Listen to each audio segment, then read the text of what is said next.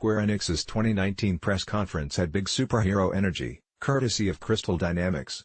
The Tomb Raider developer finally unwrapped the first footage of Marvel's Avengers, which brings a new version of a very familiar band of heroes to gaming.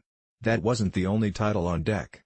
Square touted recent releases like Octopath Traveler on PC and Life is Strange 2, and debuted footage from another big action title. Here are all the Xbox One and Windows 10 PC games coming from Square Enix.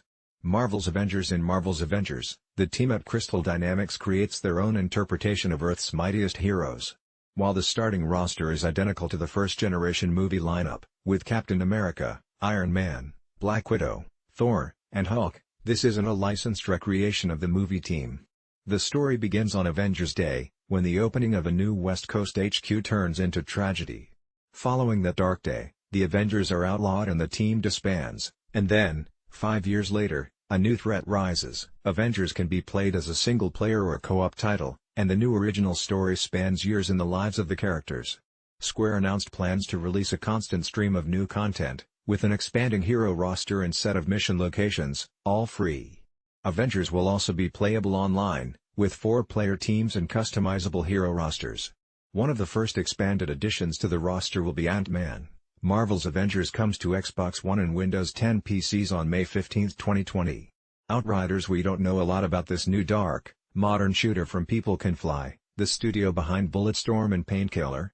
Outriders is a drop-in/drop-out co-op shooter for up to 3 players.